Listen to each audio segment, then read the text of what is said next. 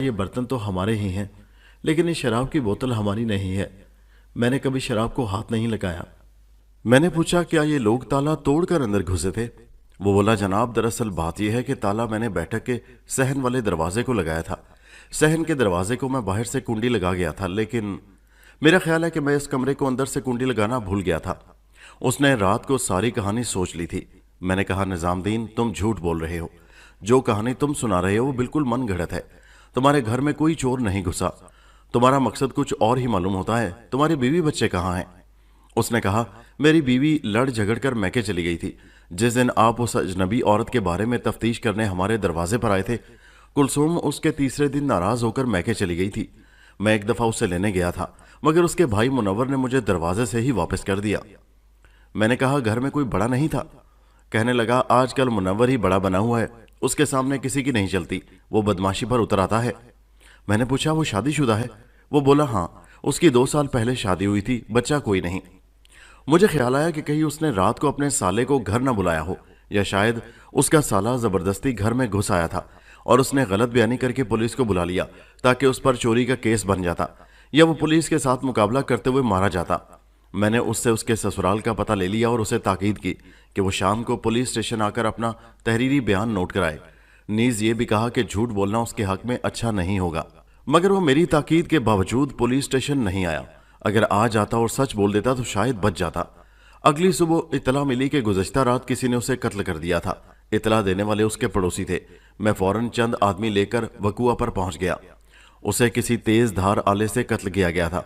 उसके जिस्म पर 20 के लगभग वार किए गए थे। जिस अंदाज से वो वार किए गए थे, उससे अंदाजा होता था कि कातिल शदीद गुस्से में था।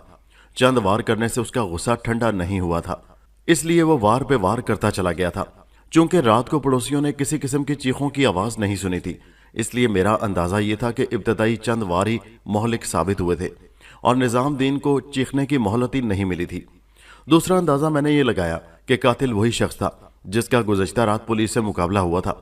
निजामुद्दीन ने उसे पुलिस के जरिए मरवाने की कोशिश की थी और उसने इंतकामन निजामुद्दीन को कत्ल कर दिया। इस थ्योरी के साथ ही मेरे जहन में निजामुद्दीन के साले मुनव्वर हुसैन का ख्याल आया।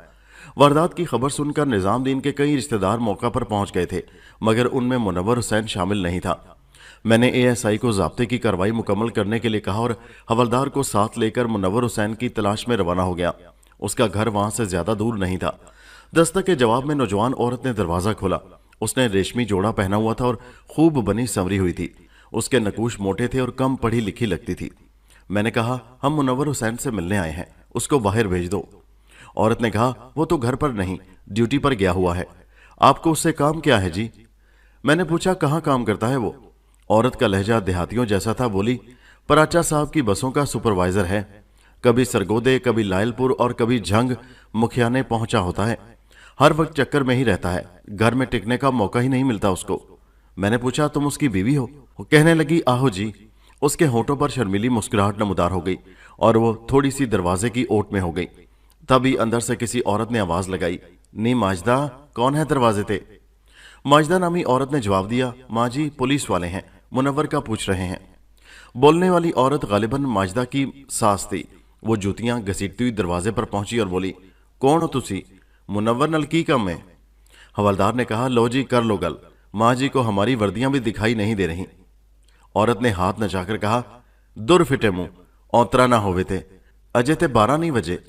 सिख हवलदार के होंठों पर खिसियानी मुस्कुराहट नमूदार हो गई। थोड़ी देर तक उसकी बूढ़ी औरत से नोक झोंक चलती रही। मैंने माजदा से पूछा, मुनव्वर को घर से निकले हुए कितनी देर हुई है? माजदा ने जवाब दिया, वो तो कल शाम का गया हुआ है। आधी रात उसकी बस में और आधी मुखियाने के अड्डे पर गुजरी होगी। आपको उससे काम क्या है जी? मैंने उसके सवाल को नजरअंदाज करते हुए दोबारा पूछा, कल रात को मुनव्वर कहाँ था? उसने कहा, घर में था। मैंने कहा, रात को वो तुम्हें कहीं सैर कराने भी ले गया था? लो, माजदा ने हैरानी से कहा, वो तो आया ही आधी रात को था, मैं तो उस वक्त सोई पड़ी थी। मुझे ख्याल आया, हो सकता है कि मुनव्वर हुसैन किसी पराई औरत को या घर से भागी हुई किसी लड़की को अपने बहनोई के घर ले गया हो और मकान बंद पाकर अंदर जा बैठा हो। बसों और ट्रेनों में घर से भागी हुई लड़कियां अक्सर सफर करती हुई मिल जाती हैं। मैंने पूछा, मुनव्वर के पास बंदूक कौन सी है? माजदा ने कहा, उसके पास कहां से आई बंदूक? उसकी सास ने पूछा, पर गल की है, तुसी खुरज खुरज के गल्ला क्यों पूछ रहे हो? मैंने कहा, आपका दामाद निजामुद्दीन कत्ल हो गया है। ہم اس کے قتل کی تفتیش کر رہے ہیں۔ ماجدہ نے کہا، ہمیں صبح ہی معلوم ہو گیا تھا، کلثوم باجی اور ابا جی ادھر ہی گئے ہوئے ہیں، یہ تو جی ہونا ہی تھا، پرائی عورتوں کے ہیر پھیر میں پڑنے والوں کے ساتھ یہی ہوتا ہے، اس کپتی کے کسی ہوتے سوتے نے قتل کر دیا ہوگا۔ میں نے پوچھا، کون سے کپتی؟ کہنے لگے، لو جی، ان کو پتہ ہی نہیں، یہ تو بات پورے جگ میں مشہور ہو چکی ہے، وہ عورت تو روزانہ اس سے ملنے آتی تھی۔ میں نے پوچھا، اس عورت کا نام کیا ہے؟ وہ بولی، ہمیں کیا پتا، جا کے محلے والوں سے پوچھیں۔